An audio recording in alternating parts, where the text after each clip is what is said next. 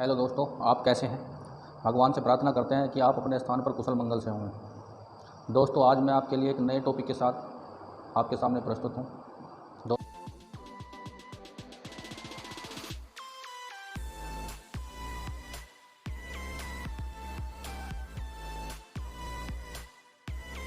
आपके सामने प्रस्तुत हूं। दोस्तों, मैं आपके लिए एक ऐसा टॉपिक लेकर आया हूं जो वर्कशॉप के साथ साथ में एक ड्राफ्टमैन, इंजीनियर या घरों में किसी चीज़ की लंबाई को मापने के लिए, चौड़ाई को मापने के लिए प्रयोग में लाया जाता है। एक ऐसा ही टॉपिक, एक ऐसा ही टूल मैं आपके सामने आज लेके आ रहा हूं। दोस्तों, उससे पहले मैं आपको यह जानकारी देना चाहता हूं कि दोस्तों, यदि आपको मेरा ये चैनल पसंद आए, सब्सक्राइब करें और लाइक ज़रूर करें।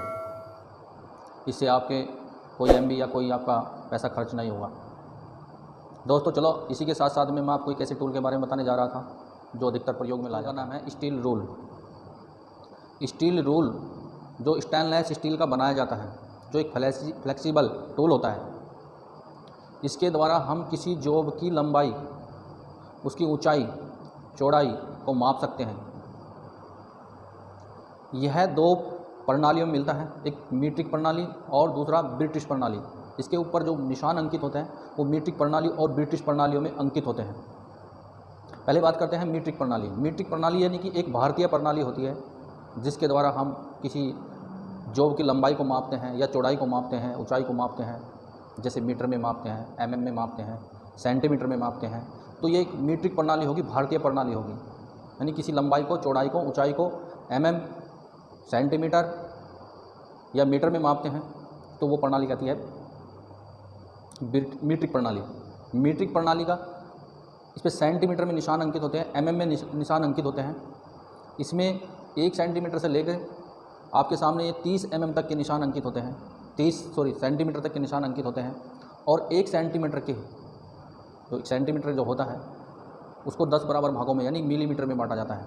1 सेंटीमीटर के भाग को 10 मिलीमीटर यानी कि 10 MM बराबर भागों में बांटा जाता है। ये मीट्रिक प्रणाली में माप लेता है। दूसरा होता है ब्रिटिश प्रणाली। ब्रिटिश प्रणाली यानी कि विदेशी प्रणाली, बाहर की प्रणाली, जिसके द्वारा हम इंचों में माप लेते हैं। जो इंच में जो माप ली जाती हैं उसको हम ब्रिटिश प्रणाली कहते हैं।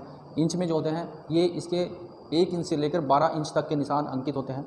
और प्रत्येक भाग को यानी कि 1 इंच के भाग को 1/4 बराबर भागों में बांटा जाता है।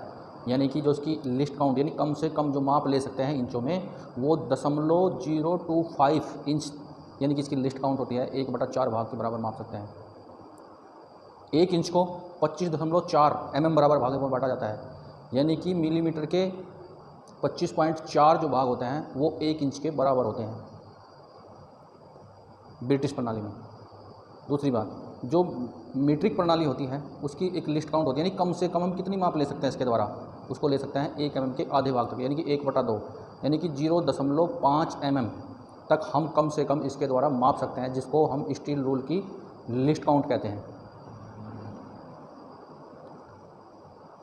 लिस्ट काउंट जो है ये कम से कम माप जो जिस टूल के द्वारा ली जाती है वो लिस्ट काउंट कहलाती है। वो कोई भी टूल हो, किसी प्रकार का मापी यंत्र हो, उसके द्वारा जो कम से कम जो माप ली जाएगी उस माप को ही हम लिस्ट काउंट कहते हैं। ये आपके सामने स्टील रूल है। धन्यवाद।